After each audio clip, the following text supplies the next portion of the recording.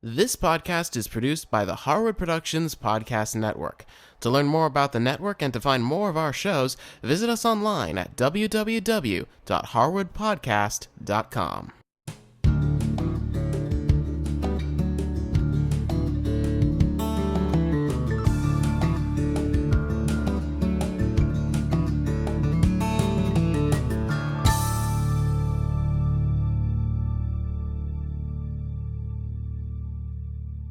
Hi, I'm Cindy Harris. Today I'm going to show you how to make these wonderful little candied orange peels.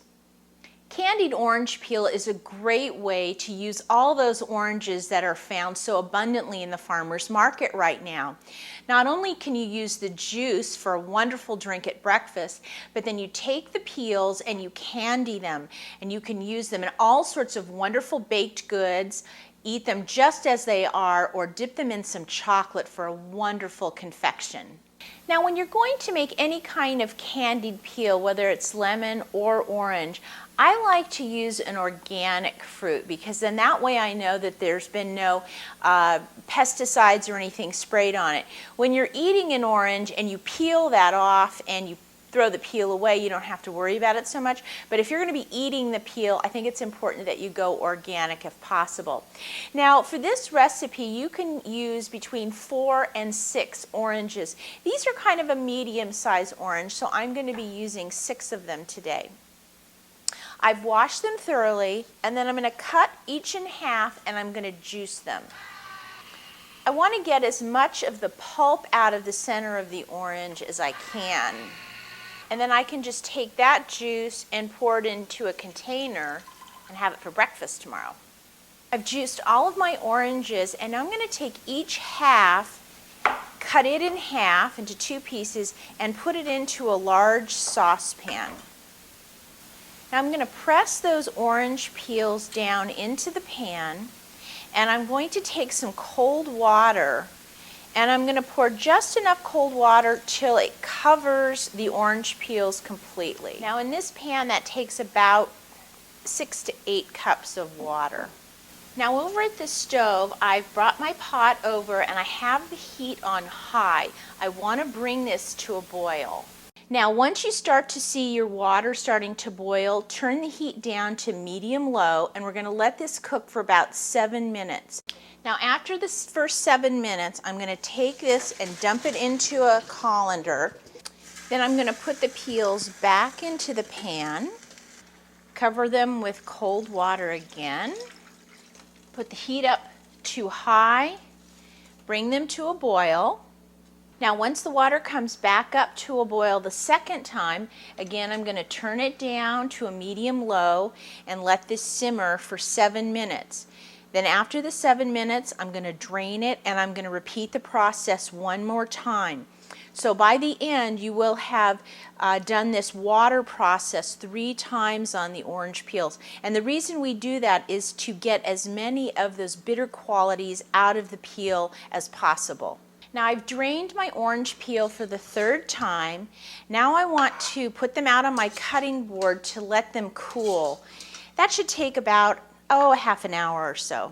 Now that these have been sitting on the counter for about a half an hour, they're totally cool and I can easily pick them up. Now what I want to do is get all of this pith out. So you can either use a spoon, or I'm going to use a melon baller. I like how this has got a little bit of an edge to it and it helps to dig that pith out. So all I'm going to do is take my melon baller and I'm just going to drag it onto the orange peel, and I'm going to take not only the pith, but I'm going to take some of that white as well, because the white can also be kind of bitter. And you can see if I go down a little bit, you can start to see some of the orange coming through, which is just really what I want it to do. So I'm going to go through each of these orange peels and strip away the parts I don't want. Now as you're coming across, if you have one of the little stems, you want to go ahead and pull those out. We don't want to bite into that. Now I'm going to cut them into some strips, and I like to cut these into about 1/4 inch strips like this. It's really a nice size piece. Now we're going to start candying our orange peel. To do that, we need to make a simple syrup. So in my saucepan that I cooked the orange peels in, I've just rinsed it out. I'm going to add 1 cup of water, 2 cups of sugar, and 2 teaspoons of a light corn syrup. Now I'm going to mix this together just to get the sugar starting to dissolve a little bit. And then I'm going to put all my peel inside and give that a stir. Now we're back over at the heat. I've got my temperature on a medium high. Now what I'm looking to do is to bring that liquid up to boil.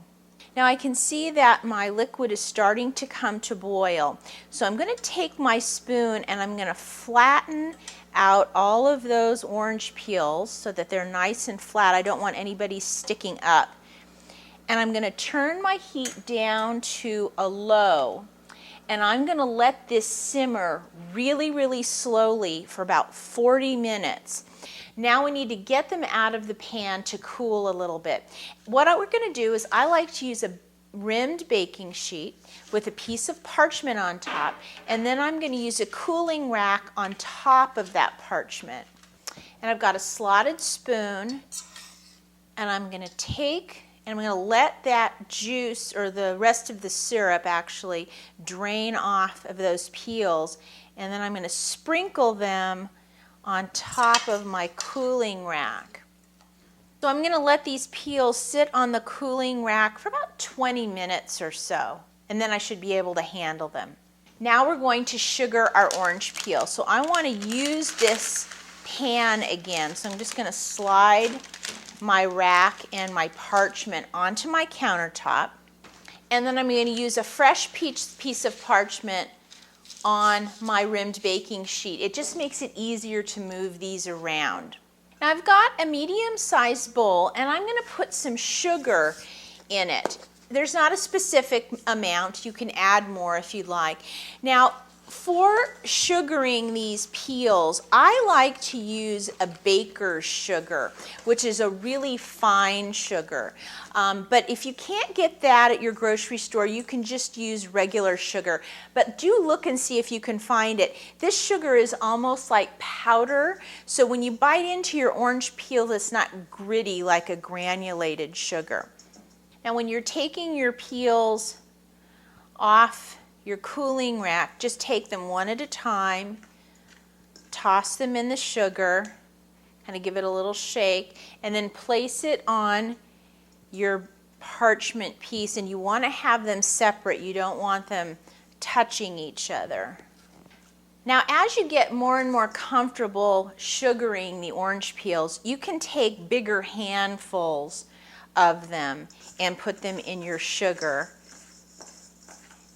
and get them nicely tossed in the sugar, and then you can sprinkle them out onto your sheets. Now before we store these orange peels, we do need to let them dry overnight completely. So that's why I like to put them in these trays. That way you can move them around, get them out of your way. But do let them sit overnight and let them completely dry. Then in the morning, you can take and put them into a jar or any kind of airtight container and put them in the refrigerator, and they will last for months in the refrigerator. Now let's talk about a couple of uses for these candied orange peels. Well, for one thing, they're great just to eat as a little candy or a confection. You can put some of them on a cookie tray. They look great. If you want, I even chop them up many times and put them into scones or cookies. They're really, really good. And then there's one other special thing I want to show you that you can do with them. In a small bowl, I've just melted some chocolate. You can use milk chocolate, you can use semi-sweet or a bittersweet 60% chocolate, whatever you like. I'm using a semi-sweet today because that's what I had on hand. And then I just have a little piece of parchment. So I've melted my chocolate in the microwave just on 30-second bursts till it's nice and smooth. And then I'm going to take one of my orange peels, and I'm just going to dip half of it into that chocolate, kind of shake it off just a little bit, and then I'm going to lay it on a piece of parchment and let it set up. Well, if you would like to try some of these candied orange peels at home, just go to our website and visit the Farmers Market Gourmet show notes, and I'll have the recipe there for you. And as always, if you have any questions, please send me an email. I'll see you next time.